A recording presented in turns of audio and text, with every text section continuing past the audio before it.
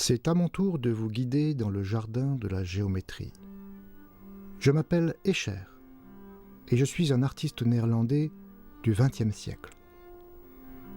La géométrie m'a toujours inspiré et je suis passé maître dans l'art de dessiner des pavages incroyables. Voici mon autoportrait, vu dans un miroir sphérique. L'une de mes gravures les plus célèbres représente des reptiles dessinés dans un plan qui parviennent à échapper à leurs feuilles de papier. Du haut de différents objets, ils contemplent leurs conditions d'animaux plats. Pour nous préparer à la 4e dimension, nous allons nous inspirer de cette gravure et d'un petit livre publié à la fin du XIXe siècle par un pasteur anglais, Edwin Abbott, qui s'intitule « Flat Land, le plat pays ». Nous allons tenter d'expliquer à des êtres plats, c'est-à-dire des êtres vivant dans un plan, l'existence de la 3e dimension qui nous est si familière.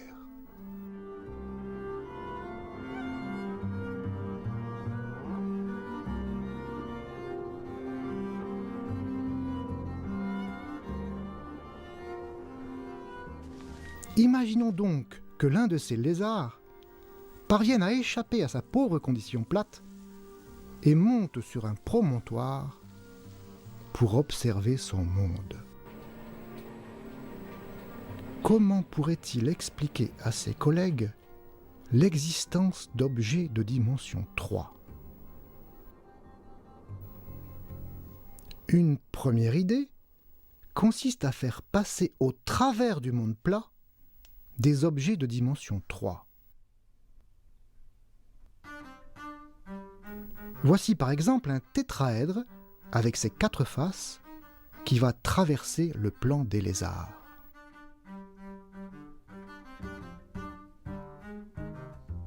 Les animaux plats voient un triangle vert qui apparaît soudainement et qui diminue progressivement. Ils ne voient que ceci, puisque leurs sens ne leur permettent pas d'avoir conscience de quoi que ce soit d'extérieur au plan. Chaque fois que les reptiles voient ces polygones verts, qui apparaissent, se déforment puis disparaissent, ils peuvent imaginer la forme qui traverse le plan.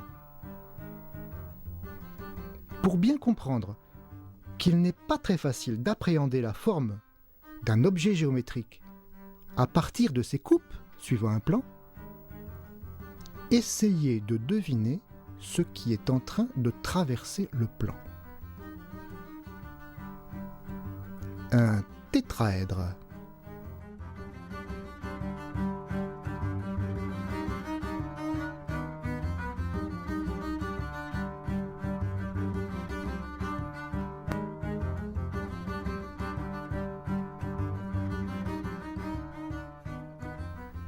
Et ici, c'est un cube. Bien sûr, il faut bien comprendre que ces reptiles plats n'ont pas la même vision que nous. Ils ne voient ces polygones verts que par la tranche. Et il leur faut développer une vision dans la profondeur pour pouvoir en apprécier la forme. Et maintenant ?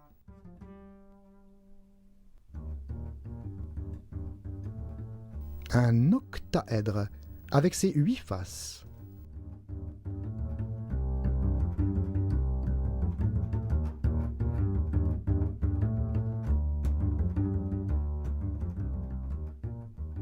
Et un icosaèdre, un solide à 20 faces.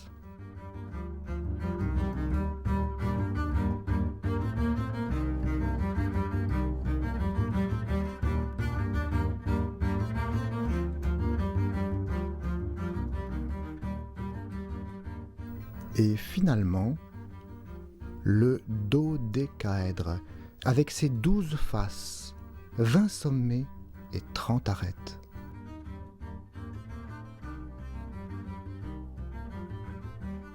Maintenant, nous allons voir les sections, et seulement les sections.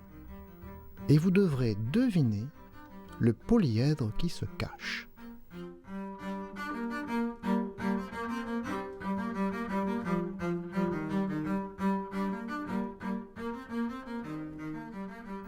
C'était un tétraèdre.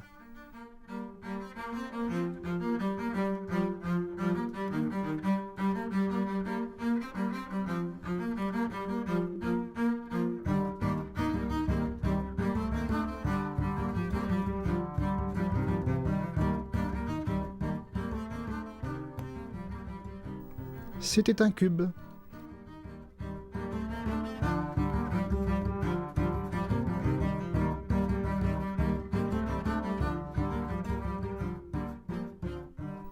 Ça devient difficile, n'est-ce pas? Vous voyez, les êtres de dimension 2 doivent développer une bonne intuition s'ils veulent comprendre quelque chose à la troisième dimension, qui nous paraît pourtant si naturelle. Nous aurons des difficultés du même genre pour appréhender la quatrième dimension. Voici maintenant une deuxième méthode pour expliquer aux êtres plats ce que sont les polyèdres. On commence par faire gonfler le polyèdre pour faire en sorte que ses sommets et ses arêtes soient sur une sphère. Ensuite, nous pouvons projeter stéréographiquement sur le plan des lézards pour que nos amis de dimension 2 puissent observer le spectacle. Bien sûr, nous pouvons faire tourner la sphère, et donc le tétraèdre, comme nous avons déjà fait tourner la Terre.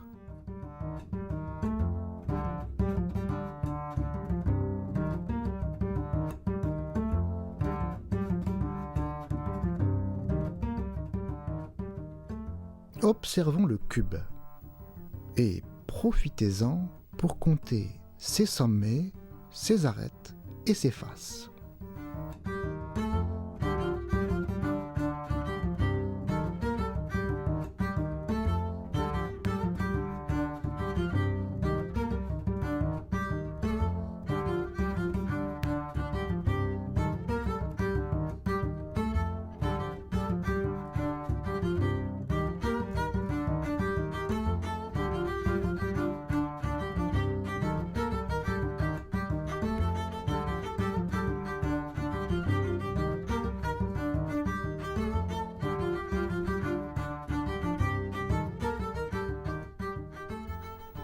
C'est le tour de l'octaèdre.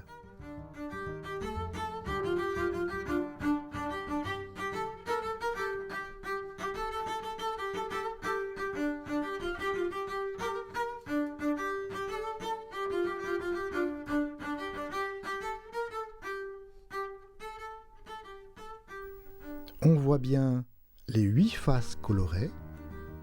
Observez que les projections des arêtes sont des arcs de cercle.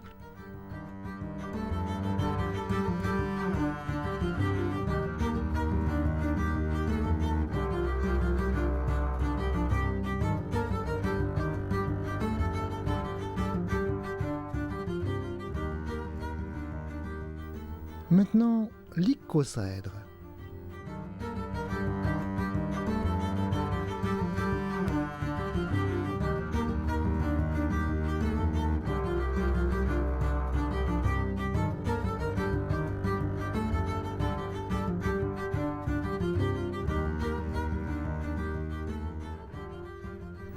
La structure est plus compliquée, mais elle reste compréhensible, même pour nos reptiles.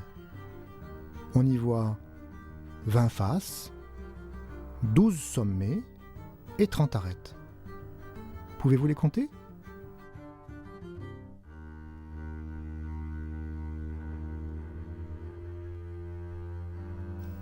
On termine par le dodécaèdre, un bijou de la géométrie.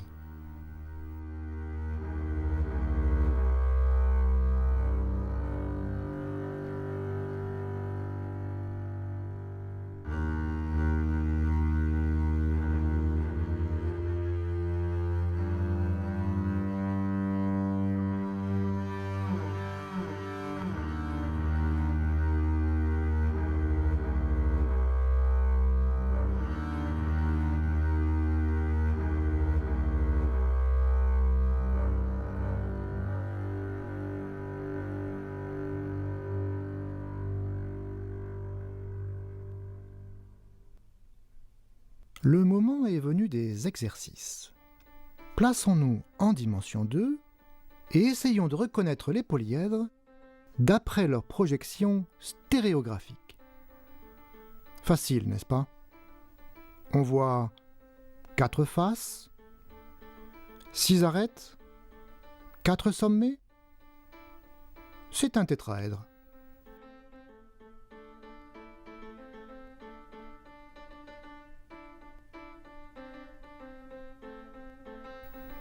Et celui-ci?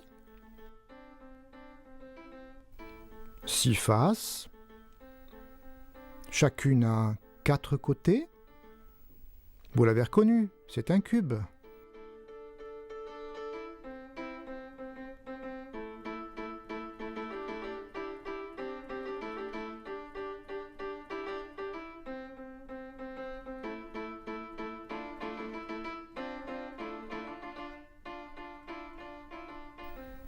Plus compliqué, n'est-ce pas? Les faces sont des triangles. Par chaque sommet, on voit 5 arêtes qui partent. Il y a beaucoup de faces, peut-être 20. C'est un icosaèdre. Bravo!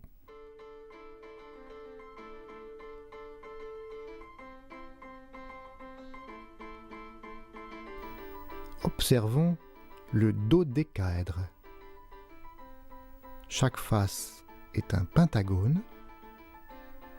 On compte 12 faces. De chaque sommet partent 3 arêtes.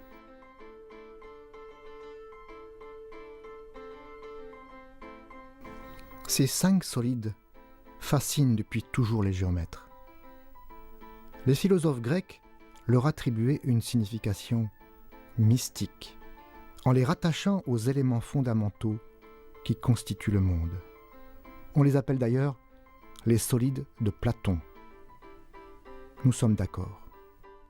Ce n'est pas facile de se faire une intuition de la 3e dimension quand on est plat.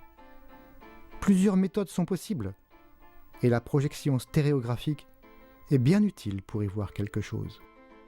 Maintenant, il va falloir nous préparer à la 4e dimension. Nous allons devoir faire preuve d'imagination.